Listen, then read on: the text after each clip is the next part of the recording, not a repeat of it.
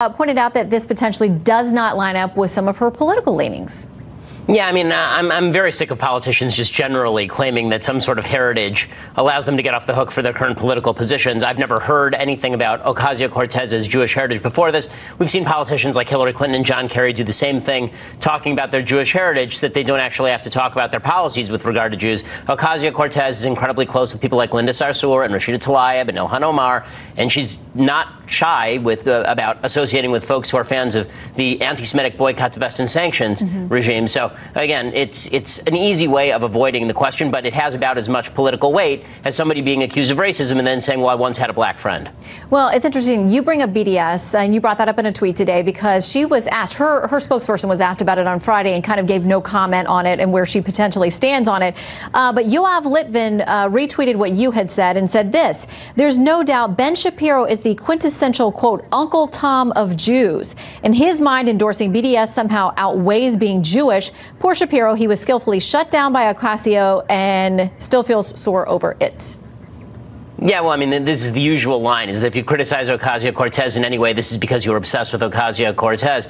Again, here's the reality. If you are in favor of boycotting, divesting, and sanctioning the Jewish state, but you're fine with everything the Palestinians are doing, the Iranians are doing, the Saudis are doing, the Yemenis are doing, the Afghanis are doing, or any other country in the region that has no human rights to speak of, but you're somehow going to boycott Israel because somebody's building an extra bathroom in Jewish East Jerusalem, then suddenly that's not anti-Semitic. Of course it's anti-Semitic by definition. I mean, the State Department says if you are to treat Israel in a way you would treat no other state, then this is the definition of anti-Semitism. BDS is anti-Semitism. And Ocasio-Cortez has not disassociated from anyone who has associated with BDS or radical anti-Israel activity. I know at one point you offered up, I think it was $10,000 that you would donate to charity for her to come and debate you. Any response on that?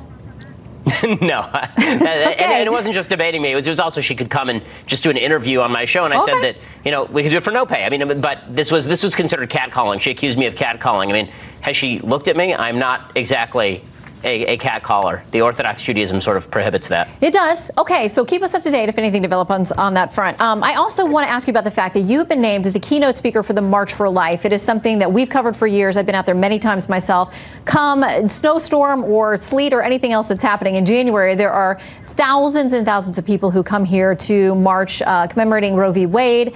They are pro-life in nature. Tell us how you came about being associated with them and what message you hope to bring this year. Well, I mean, the March for Life is an amazing event. I've been watching it for years, and I never had a chance to attend. And when they came to me and offered a keynote slot at the March for Life, I thought, what better way to bring attention to the most pressing social issue in America and of the time. It is the moral issue upon which all Americans will be judged, I think, not only in this life, but in another. And future generations are going to look back and wonder how it is that so many Americans stood by and basically shrugged their shoulders as babies in the womb were killed for the sake of convenience. So I couldn't be more excited about standing with the folks who are marching for life and standing with the unborn. I want to ask you if you were surprised at all that you got some pushback. In the Washington Post, an article by Charles Kamasi, he's a professor and he's a board member of Democrats for Life.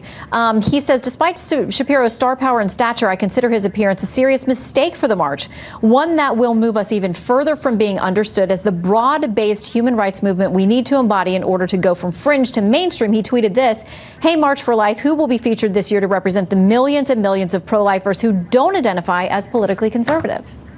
Well, I mean, again, I'm more than happy, and I wish that there were more Democrats who identified as pro-life. But the question here is not whether it's a conservative or leftist issue. The real question here is whether it is indeed about the unborn children. And that's why whatever I've said about abortion has no relevance to Democrat or Republican, other than the Democratic Party has become the party of abortion. I wish that more Democrats were pro-life. It is not my fault or the fault of Republicans that so many Democrats have moved out of the pro-life category and into the radical pro-choice category. And pretending otherwise is not going to change the facts on the ground. Well, wherever you are on the spectrum, pro-life to pro-choice, it's a really interesting event that doesn't always get